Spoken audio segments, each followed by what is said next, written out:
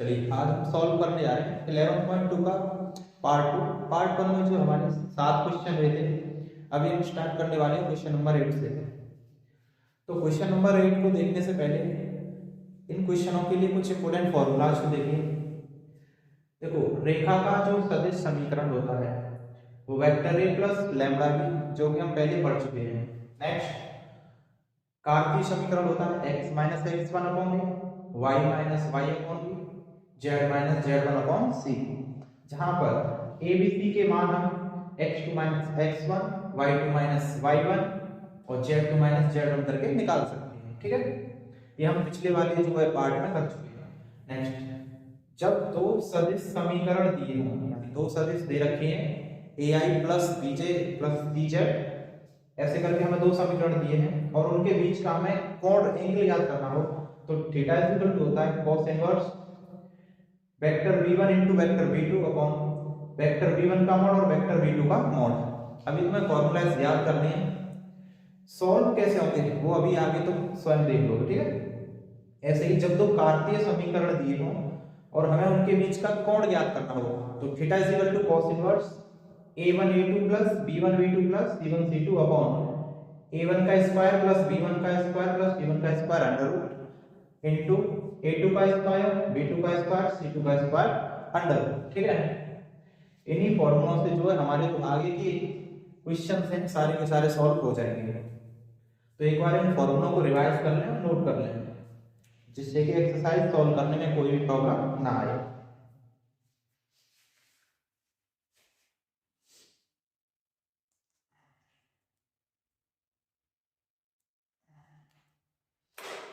तो देखो, question number 8 कह रहा है हमारा, मूल बिंदु और 5 कॉमा -2 कॉमा 3 से जाने वाली रेखा का सदिश एवं कार्तीय समीकरण ज्ञात कीजिए। एक तो हमें कंडीशन दे रखी है मूल बिंदु, हमें पता है मूल बिंदु होते हैं हमारे 0, तो 0 कॉमा 0 कॉमा 0, आई का जे का और के का हमें 3 मान लेने हैं। त्रिविमीय ज्यामिति है तो मूल बिंदु भी 3 ही होंगे।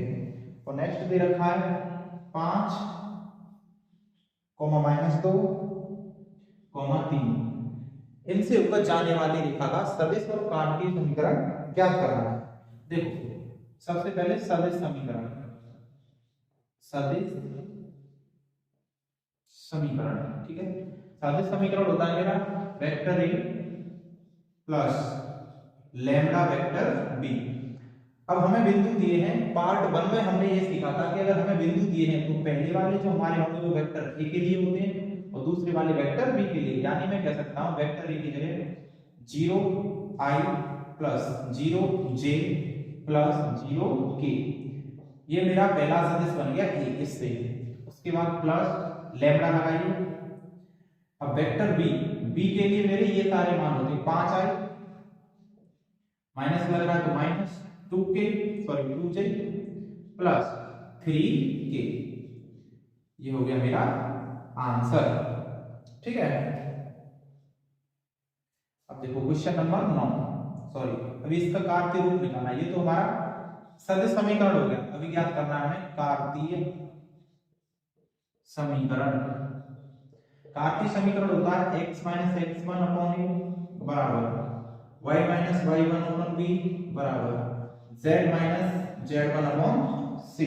ठीक, x की जगह पर x माइनस x1 जो मेरा मान होगा वो हमेशा इसका पहले वाला होता है 0 है, बटा a के लिए हम क्या करते हैं, a के लिए हम x2 माइनस x1 करते हैं, यानी इस वाले में से ये वाली वैल्यू घटाएंगे, इसके गुणांक में से ये, या यहाँ पे घटा सकते हो। 5 माइनस 0 कितना हो गया, 5 हो गया बराबर। अब आगे y पर y माइनस y1 की वैल्यू मेरी 0 है बटा b निकालना है। b के लिए y2 माइनस y1 यानी -2 में से 0 गया तो -2 बचा बराबर z माइनस z1 की वैल्यू फिर मेरी 0 है बटा c ज्ञात करना है। c के लिए z2 माइनस z1 3 माइनस 0 3 हो गया, यानी x बटा 5 बराबर y बटा -2 बराबर z बटा 3। ये मेरा इसका दूसरा आंसर आ गया, जिसे हम कार्तीय रूप बोलते हैं। अगर ये सिस्टम तुम्हारी समझ में नहीं आता है तो इस एक्सरसाइज का 11.2 का जो पार्ट 1 है उसे एक बार दोबारा से देखो, क्लियरली समझ में आ जाएगा, कोई भी दिक्कत नहीं आएगी। ठीक है, पिछले वाले पार्ट में हम इतना तो सीख चुके हैं। नोट कर सकते हो, दिखाई दे रहा होगा साफ साफ, समझ लीजिए एक बार जिससे कि आगे क्वेश्चन करने में आसान हो। मूल बिंदु से जा रही है तो 0,0,0, क्योंकि त्रिविमीय है तो हमें 3 जीरो लेने पड़ेंगे। एक हमें दे रखा है 5 - 2 3। ये वाला मेरा अगर इसको वेक्टर फॉर्म में बनाना चाहता हूं तो पहले के साथ i plus j plus k, ये मेरा वेक्टर a हो गया, plus plus lambda lambda, b की जगह पर इनके साथ i j k रखना है, 5i - 2j प्लस 3k, ये मेरा वेक्टर फॉर्म हो गया। इसी का घातीय समीकरण निकालना है। घातीय समीकरण हमने पढ़ रखा है, x - x1 upon a, y - y1 upon b, z - z1 upon c। x की जगह पर x, x1 की जगह पर ये x1 होता है मेरा, ये y1 होता है, ये z1 होता है, तो x1 y1 z1 की वैल्यू।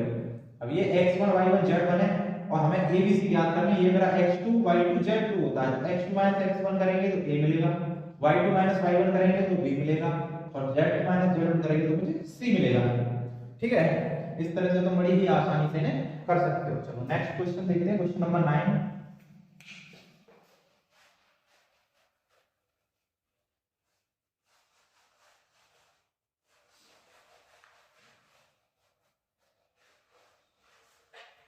क्वेश्चन नंबर 9 कह रहा है कि बिंदु दिए हैं,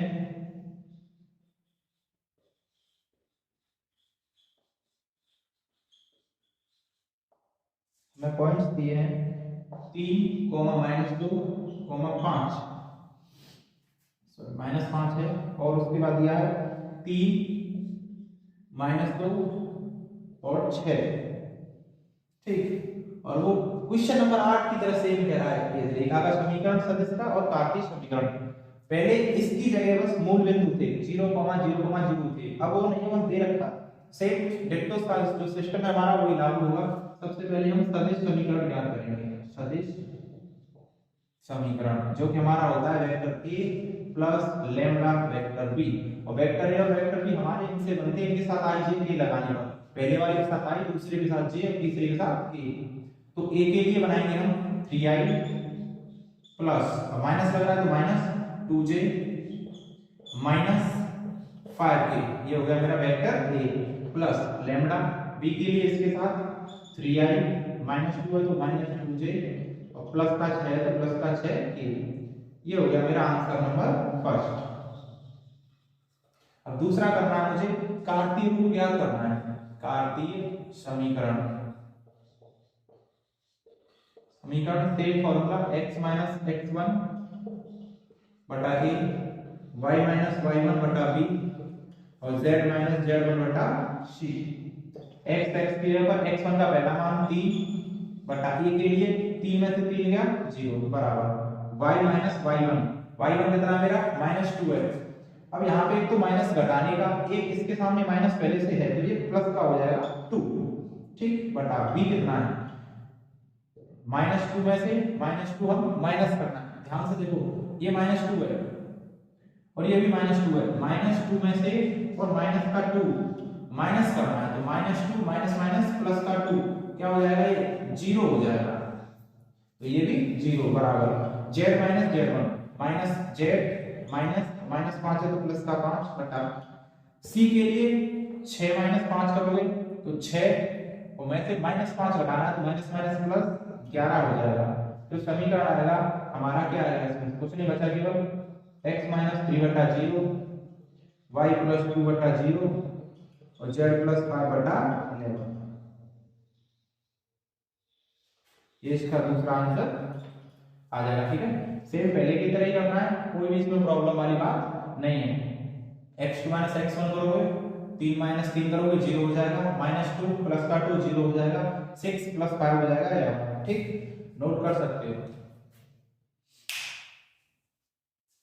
देखो नेक्स्ट बढ़ते हैं क्वेश्चन नंबर 10 की तरफ।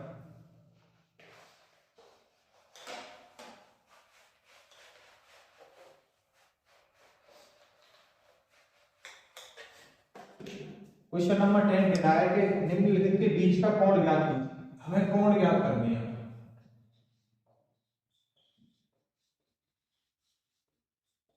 ठीक है, क्वेश्चन नंबर 10, दो सदिश दे रखे हैं r बराबर 2y - 5j प्लस का k plus lambda 3i plus 2j plus 6k, ठीक है। और एक और वेक्टर दे रखा है हमें दूसरा वाला 7i minus 6k, 7i minus 6k, j का मान नहीं दिया इसमें शायद,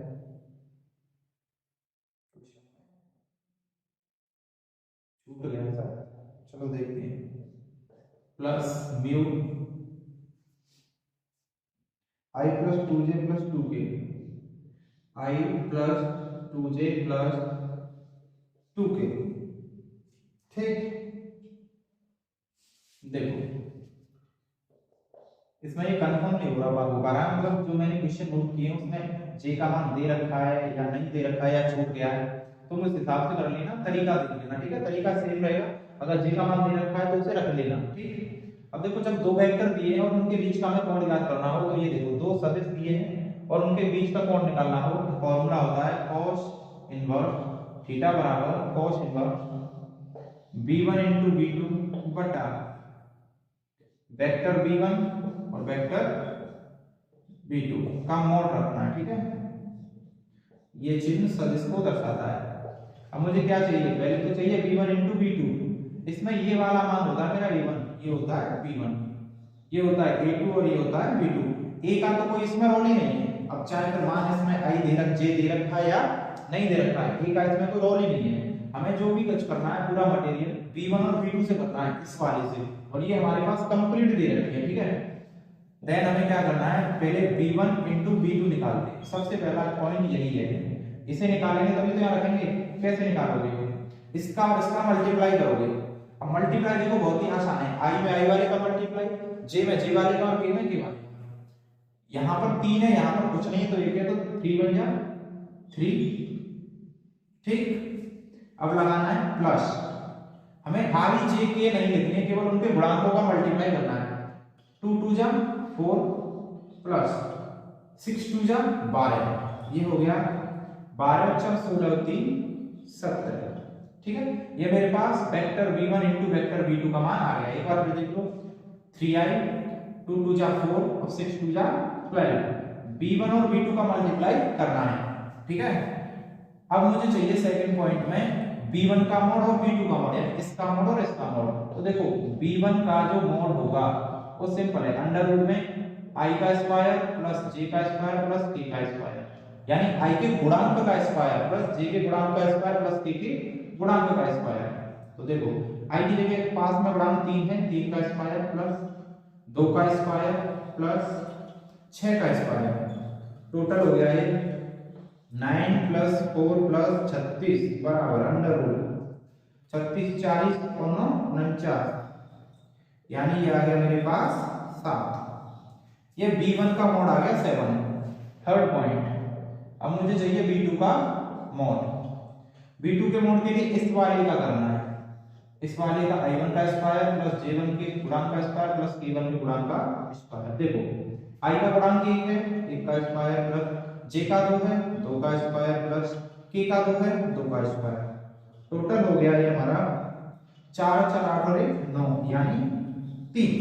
रख दो इस वाले में, इस वाले मान को यहाँ रखते हैं, तो ये आ जाएगा cos inverse b1 into b2 मेरे पास कितना था 17 बट्टा mode b1 mode b2, mode b1 मेरे पास है 7 इंटू ये है 9 3, यानी 17 बट्टा 21। आंसर आ जाएगा cos इनवर्स 17 बट्टा 21। बहुत ही इजी है, कॉन्सेप्ट समझ में आ जाएगा तुम्हारा। इसमें a का तो कोई रोल ही नहीं है, b1 और b2 का पूरा रोल है, ठीक है।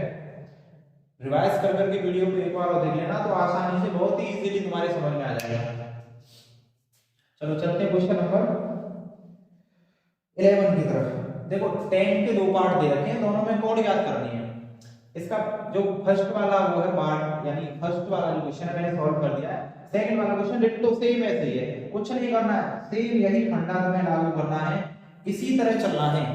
पूरा का पूरा आंसर एकदम एनसीईआरटी से मैच होता हुआ तुम्हारा चला जाएगा, ठीक है। उसको तुम होमवर्क की तरह करके देखना। अब क्वेश्चन नंबर 11 पर चलते हैं।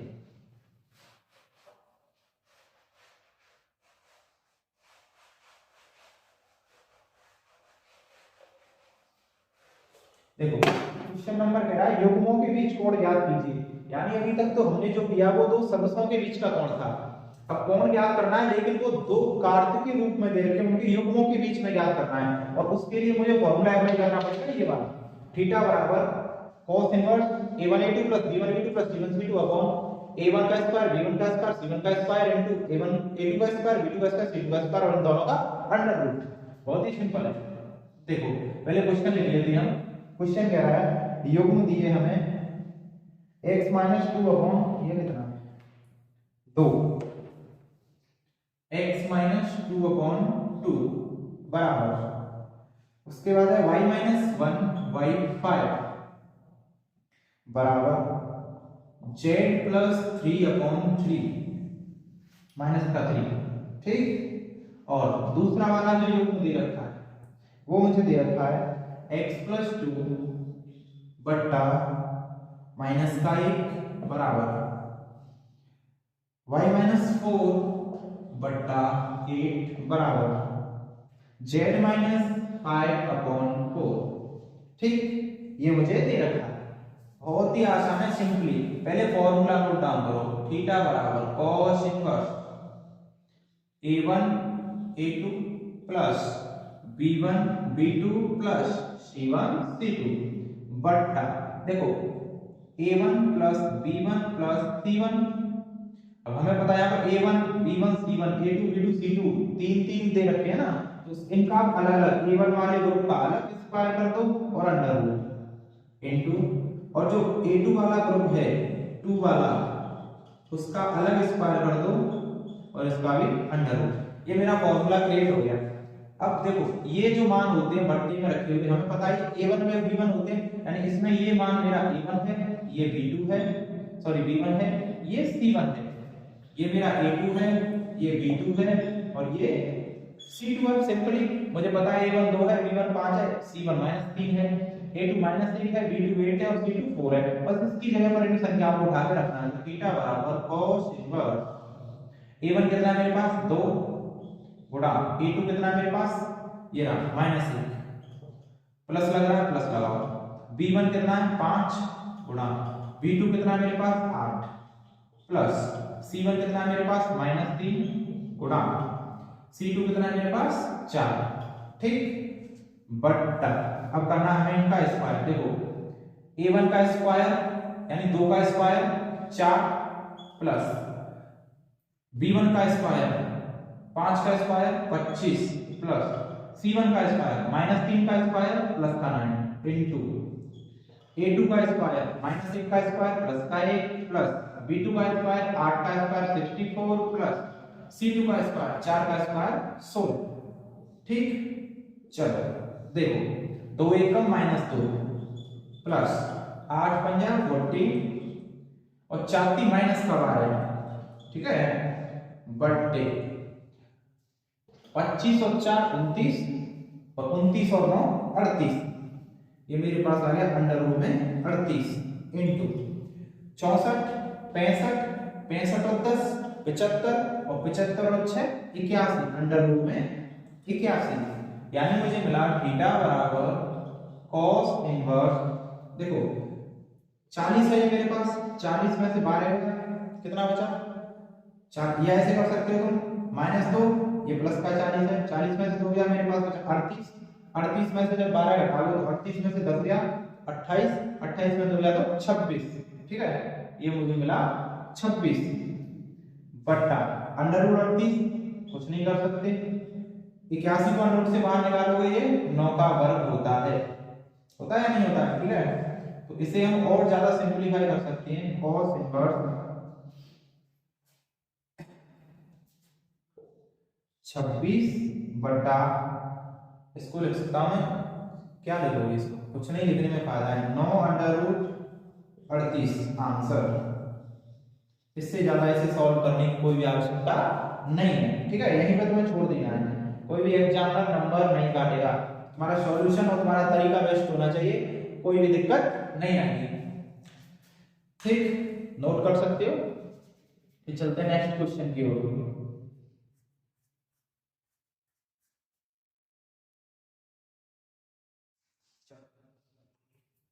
अब चलते हैं क्वेश्चन नंबर 11 का जो सेकंड है। जैसे मैंने बताया था 10th का सेकंड सेम 10th के फर्स्ट जैसा है, 11 का सेकंड पार्ट बिल्कुल डिट्टो वैसा ही है। यही फॉर्मूला रखना है, तो मैं नीचे वाली संख्या देखनी है बस, a1 a2 b1 b2 और कुछ नहीं करना है। इसी फॉर्मूले में रख दोगे आंसर आ जाएगा। ठीक,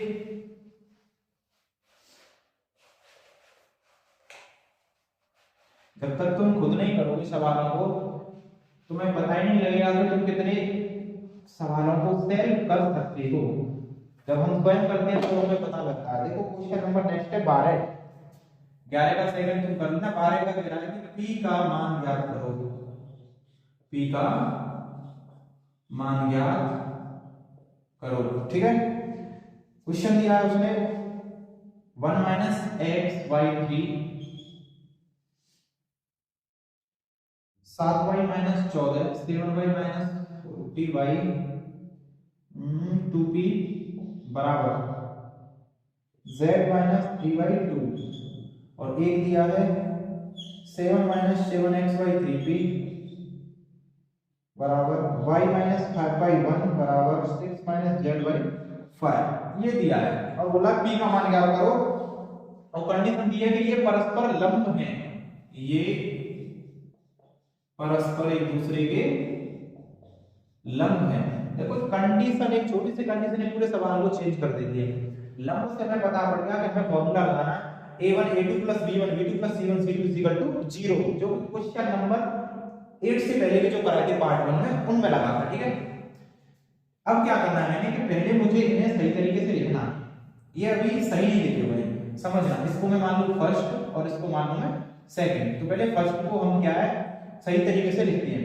हमें पता है जो हमारा फॉर्मूला होता है वो ये होता है x - x1 y - y1 z - z1। लेकिन यहाँ पे देखो x - x1 कहाँ है, x 1 - x है, उल्टा लिखना है। 7y - 14 है, जबकि मुझे x y और z एकदम शुद्ध रूप में स्वतंत्र चाहिए। जैसे ये है ना z - 3 एकदम सही फॉर्म में है, इसी तरह ये मुझे चाहिए y - कोई संख्या x - कोई संख्या। ठीक है, एक्स्ट्रा चीजें हमें हटानी होती हैं, तब क्या करते हैं। देखो ये 1 - x है ना और मुझे चाहिए x माइनस संख्या, तो मैं इसे अगर x - 1 लिखूं, इसको मैं अगर पलट दूं तो नीचे माइनस हो जाएगा। ठीक है, कहने का मतलब है हमें संख्या पलटनी हो तो नीचे चिन्ह जो है उसका लग जाता है। बराबर ये 7y - 14 है, मैं इसमें से 7 को ले लूं कॉमन, तो ये हो गया y - 2 और बट्टे में है मेरे पास 2p। तब ऐसी कंडीशन में क्या करना है कि अब मुझे 7 बाहर नहीं चाहिए, केवल y - 2 चाहिए, y2 का मान चाहिए। तब ये 7 है ना, इसको आप नीचे के आप इसके बट्टे में लिख दिया करो, ये यहां आ जाएगा, यहां से हटके यहां। अब ये मुझे मान मिल गया, समझते चलना। सेम ये अपनी सही जगह पे है z - 3/2, क्योंकि z - कोई संख्या पर 80। ऐसे मुझे दूसरे वाले को करेक्ट करना है। पहले देखो इस दूसरे वाले में से क्या है, मैं 7 को कॉमन ले लूं, ये बचा मेरे पास 1 - x और बट्टे में है 3p। ठीक है, अब मैंने तुम्हें बताया था कि ये गुणा नहीं चाहिए, इसको ले जाएंगे हम कहां नीचे, तो यहां से हट जाएगा। अब ये 1 - x है, इसकी तरह मुझे x - 1 करना है, तो पलटेंगे इसको। जब हम पलटेंगे तो ये x - 1 हो जाएगा और नीचे हो जाएगा एक माइनस। ठीक है, समझ में नहीं आ रहा है तो वीडियो को रिवाइज बैक कर करके देख लो, आसानी से समझ में आ जाएगा। एक बार में नहीं आएगा, दो बार में आएगा। अब क्या करना है, ये मेरा सही लिख रहा है y - 5y1 बराबर, ये उल्टा लिख रहा है 6 - z है, इसे मुझे z - 6 लिखना है, तो नीचे चिन्ह माइनस का हो जाएगा। अब कुछ नहीं है, ये a1 है, ये b1 है, ये c1 है, a2 b2 c2 formula apply कर दो। a1 a2 plus b1 b2 plus c1 c2 0। a1 की जगह मेरा -3 गुणा a2 की जगह मेरा a2 की जगह कितना -3p/7 प्लस, अब मुझे लगाना है b1 कितना है मेरे पास 2p/7 इनटू b2 कितना है मेरे पास 1 प्लस C1 कितना है मेरे पास 2 इंटू और C2 कितना है माइनस के 5 बराबर 0। देखो तीन का मल्टीप्लाई 3 से करोगे तो 9p और ये माइनस माइनस प्लस हो जाएगा बटा 7 प्लस 2p का करोगे 1 में तो 2p ही आएगा बटा 7 प्लस 5 2 10 हो जाएगा माइनस लग रहा है तो माइनस का 10 बराबर 0। तो इसे हम लिख सकते हैं देखो 7 एलसीएम आ गया 9 2 11p बराबर ये माइनस का 10 इधर आगे प्लस का हो जाएगा। ठीक है अब क्या कर सकते हैं हम ये जो बट्टे में है ये बुढ़े में आ जाएगी 11p बराबर 70 10 का मल्टीप्लाई 7 से करोगे p बराबर आ गया 70 बट्टा 11 ये इसका आंसर हुआ। इस चीज का ध्यान रखना कार्तीय रूप जो दिया होता है उसमें ये नीचे वाले मान a1 b1 c1 a2 b2 c2 होते हैं तो इन्हें जब हम शुद्ध रूप से लिखेंगे तब मेरा a1 ये होगा b1 ये होगा c1 ये होगा a2 ये होगा b2 ये होगा और c2 ये होगा। ठीक चलते अपने नेक्स्ट क्वेश्चन की ओर। देखो क्वेश्चन नंबर 13 कह रहा है दिखाइए x 5/7 बराबर y2 + 5 - z/x और एक और दिया है ये परस्पर लंब है सेम इसी की तरह है लंब दिखाने हैं। ठीक है चलो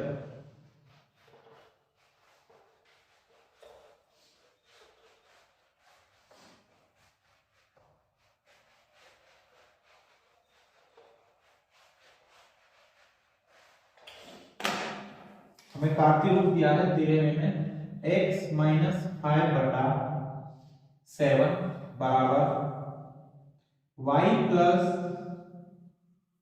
2/-5 बराबर z/1 बराबर z/1 और एक और दिया है इसी का x/1 बराबर y/2 बराबर z/3। ठीक है कुछ नहीं करना है इसमें बताना है कि ये परस्पर कैसे हैं ये परस्पर लंब हैं ये बताना है। कंडीशन वही होती है a1 a2 plus b1 b2 plus c1 c2 क्या होना चाहिए मेरा लंब के लिए 0 होना चाहिए। ये मेरा a1 है b1 है c1 है a2 b2 c2 रखो a1 की जगह 7 गुणा a2 की जगह 1 प्लस b1 की जगह पर -5 गुणा b2 की जगह पर 2 प्लस c1 की जगह 1 गुणा c2 की जगह 3 बराबर का 0 7 एकम 7 प्लस 5 दूनी माइनस का 10 प्लस 3 एकम 3 बराबर 0। देखो 7 - 10 प्लस 3 बराबर 0 7 और 3 10 10 - 10 बराबर 0 यानी 0 बराबर 0 हो गया प्रूफ। अब हम कह सकते हैं कि ये दिए गए कार्तीय रूप में जो समीकरण है वो परस्पर एक दूसरे के लंब है। ठीक है सिंपल क्वेश्चन था तेरा छोटा भी था इतना टफ भी नहीं था राष्ट्र में क्वेश्चन सिंपल ही डाल रखी है एनसीईआरटी वालों ने समझ लेना एक बार जो है और नोट डाउन जरूर कर देना। अगर इस चैप्टर के तुम्हें फॉर्मूले याद हैं तो कोई भी प्रॉब्लम नहीं आएगी। देखो नेक्स्ट क्वेश्चन कह रहा है 14वां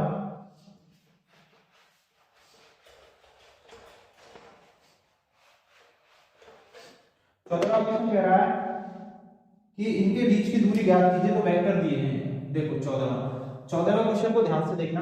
अगर 14वां क्वेश्चन तुम्हारे दिमाग में बैठ गया क्वेश्चन नंबर 15 क्वेश्चन नंबर 16 आसानी से कर लोगे तो कोई भी प्रॉब्लम नहीं आएगी। बस तुम्हें समझना है 14वां ठीक है थोड़ा सा बड़ा क्वेश्चन है इजी है और लेकिन इसकी जो सॉल्यूशन है वो थोड़ा सा लेंथी है। i + 2j + k plus lambda फिर है i - j + k और दूसरा दे रखा है मेरा 2i - j - k plus mu 2i + j + 2 ठीक है। अब वो कह रहा है इनके बीच की न्यूनतम दूरी ज्ञात कीजिए। इनके बीच की मिनिमम डिस्टेंस ज्ञात करनी है हमें न्यूनतम दूरी फाइंड करनी है। ठीक है देखो न्यूनतम दूरी के लिए जो फॉर्मूला होता है उसे हम d से व्यक्त करते हैं d = a2 - a1 ठीक है ये वाला फॉर्मूला लग रहा है आ गया न्यूनतम दूरी ये वाला a2 - a1 into b1 into b2 ठीक है b1 into b2 बटा b1 क्रॉस b2 एक क्रॉस का सिस्टम समझ में आ जाए तुम्हारे पास। हालांकि तुम सारणी काफी पढ़ चुके हो तो तुम्हें बहुत ही आसान लगेगा क्रॉस का सिस्टम, लेकिन फिर भी एक बार रिवीजन के तौर पे समझ लेना। सबसे पहला काम है इसमें हमें ये देखना है कि हमें टर्म्स कितने यूज करने हैं, कितने स्टेप करने हैं। एक तो a2 - a1 चाहिए, एक b1 क्रॉस b2 चाहिए, और एक b1 और b जो क्रॉस आया उसका मॉड चाहिए, मापांक चाहिए, यानी 1 2 3 चाहिए मुझे। तो तीनों को अलग अलग स्टेप को हम पहले सॉल्व करेंगे, फिर इस फॉर्मूले में पुट कर देंगे, आसानी से बन जाएगा। तो स्टेप 1 मेरा कहता है a2 - a1 करो, a2 - a1, ठीक है। अब देखो पिछले सवालों को हम करते आए, मेरे में ये a होता है, ये b, ये a होता है और ये b, क्योंकि a + λb, a + λb यानी म्यू दे रखा है बस उसकी जगह पर, यानी ये a1 है, ये a2 है, b1 है और ये b2 है। ये मेरे इस तरह से मान होते हैं। पहले मुझे a2 - a1 करना है, इसमें से ये घटाना है, तो देखो पहले a2 लिखो, पहले 2y - j - k, इसमें से माइनस करना है मुझे a1 ऊपर वाला, i + 2j + k, ठीक है। अब देखो 2y - j - k minus i minus plus minus 2j minus plus k k। अब जब हम इसे सब्ट्रैक्ट करेंगे, घटाएंगे, तो i में से i वाला घटेगा, 2i में से i गया तो केवल i बचा, माइनस का j और माइनस का 2j माइनस का 3j, और माइनस का k कितना हो गया, माइनस का 2k। ये मेरे पास आ गया a2 - a1। मुझे यही छोड़ना और कोई छेड़छाड़ नहीं करनी है। ध्यान रखना, फिर से रिपीट कर रहा हूं, ये a1 होता है लैम्बडा, ये b1, ये a2, ये b2, a1 और a2 का सब्ट्रैक्ट करना है, a2 - a1 करना है, i में से i1 वाला घटेगा, j में से j वाला, k में से k वाला। सेकंड पार्ट पे आते हैं। सेकंड कह रहा है मेरा b1 क्रॉस b2 निकालो, b1 क्रॉस b2। देखो अगर यहां पर डॉट लगाओ तो सीधे सीधे मल्टीप्लाई कर देते हैं हम, ठीक है। अब बात है क्रॉस की, ठीक। अब क्रॉस में क्या है कि क्रॉस के लिए हमें सारणी में थोड़ा पीछे जाना पड़ता है। अब कैसे निकालते हैं क्रॉस, पहले हमें एक सारणी बनाना पड़ेगा, ठीक, जहां पर हमें लिखने पड़ेंगे i j k, अपनी ओर से रखने पड़ेंगे। अब यहां पर जो है b1, पहले b1 और b2 दे रखे हैं ना, मेरे पास b1 है, b2 है, उन दोनों के टर्म्स लिखने। देखो i का गुणांक कितना है, 1, j का है -1, k का है 1, ठीक। अब दूसरे वाले को लिखते हैं, i का है 2, j का है 1 और k का है 2, भूल जाओ उसे। मेरे पास सारणी बन गया। अब हम मान कैसे निकालते थे, हम मान निकालते थे इसका कि इसको खत्म, यानी i को लिखें तो जिसको लेते हो वो खत्म, उसके सामने वाला खत्म, 2 एकम -2 -1 एकम 1, छोड़ दो। नेक्स्ट माइनस का होता था सारणी में j, अब j लिया तो ये खत्म, 2 एकम 2 -2 एकम 2। नेक्स्ट प्लस का होगा k, ये खत्म, 1 एकम 1 -2 एकम -2 यानी प्लस का 2, ये हो जाएगा 2 माइनस का 1 माइनस का 2 यानी माइनस का 3 आई, ठीक है। 2 में से 2 गया 0, यानी ये हो गया खत्म, टाटा बाय बाय। अब बचा मेरे पास k, 2 और 1 3 प्लस का 3k, ये मेरे पास आ गया b1 into b2। अब मुझे चाहिए इसका मॉड, तीसरा स्टेप चाहिए, है ना, स्टेप नंबर 3। देखो स्टेप नंबर 3 दिख रहा है तुम्हें यहाँ पे, पता नहीं वीडियो क्लियर आ रही है नहीं यहाँ तक, चलो मैं देख ले रहा हूँ। स्टेप नंबर 3 ये तीसरा है कि मोड निकालना है इसका मापांक, b1 क्रॉस b2 का मापांक। तो बस अंडर रूट में इनका स्क्वायर कर दो, 3 का स्क्वायर माइनस का प्लस इसका 3 का स्क्वायर, ये हो गया मेरे पास 3 का स्क्वायर 9 प्लस 9 बराबर अंडर रूट 18। अब तुम्हें कुछ भी नहीं करना है, यहां पर पुट कर दो। देखो अब मुझे a2 - a1 इसका और b1 क्रॉस b1 जो ये निकला था, इन दोनों का करना है मल्टीप्लाई, ठीक है। अब क्योंकि जगह ज्यादा नहीं बची है पट्टी में, तो b1 क्रॉस b2 का मोड कितना आया मेरा निकल के अंडर रूट 18, सीधे रख देता हूं। अब जगह ज्यादा नहीं है इसलिए मैं सीधे मल्टीप्लाई कर रहा हूं। थोड़ा सा समझने की कोशिश करना, एक बार में समझ में नहीं आया तो दोबारा बैक करके देखना, ठीक है। वैसे तो समझ में आ जाएगा क्योंकि 12th में हो तुम कर चुके हो, जब यहाँ तक 11.2 तक पहुंचे हो तो जाहिर सी बात है पीछे की सभी एक्सरसाइजों को क्लियर करते हुए आई होगी, और जिसका बेस मजबूत है और पीछे की एक्सरसाइज क्लियर है उसको समझ में प्रॉब्लम नहीं आएगी। देखो मुझे इसका यानी a2 - a1 का और ये जो निकला था b1 into b2 का मल्टीप्लाई करना है, डॉट प्रोडक्ट। देखो तो आई का करेंगे -3, आई का मल्टीप्लाई मेरे पास गुणांक है 1, ठीक है, तो -3 बन गया -3। अब माइनस का 3j है, इसमें j का मेरा नहीं है यानी कितना था दोस्तों के 0 था। जब इसका कोई मल्टीप्लिकेशन नहीं है तो ये हो जाएगा 0। समझ लो 0 क्यों होगा, क्योंकि यहां मेरे पास इसमें तो j का है गुणांक 3, लेकिन जो b1 क्रॉस b2 में आया था j का गुणांक वो 0 था, और 0 से मल्टीप्लाई होता तो वो 0 हो जाता। नेक्स्ट है -2 3 2 जा माइनस के 6 बटे √18 बराबर 6 और 3 बटा -9 बटे √18। √18 को लिख सकता हूं मैं 3√2, ठीक है, तो ये 3 से ये कट जाएगा 3, ये बचा मेरे पास -3 बटा √2 आंसर, ठीक है। बहुत ही आसान है क्वेश्चन है, वीडियो को एक बार रिपीट कर करके देख लेना, अगर समझ में नहीं आता है तो, और फिर भी कुछ समझ में नहीं आता है कमेंट में बता देना। वैसे वीडियो में कोई प्रॉब्लम नहीं आएगी तुम्हारे समझने में, प्रॉब्लम आएगी तो बस एक चीज की दिक्कत आएगी, वो आएगी वॉइस की, जो कि कमरे में बहुत ज्यादा इको है, यानी वॉइस जो है गूंज बहुत रही है, ठीक है, तो ईयरफोन्स यूज करके तुम आसानी से देख सकते हो। अब क्वेश्चन नंबर 15 और 16 वो मैं जो है नेक्स्ट पार्ट में अपलोड कर दूंगा, क्योंकि वीडियो काफी लेंथी हो जाएगी, इतना डाटा नहीं हो पाता है कि इतनी लेंथी वीडियो जो है अपलोड है, ठीक है।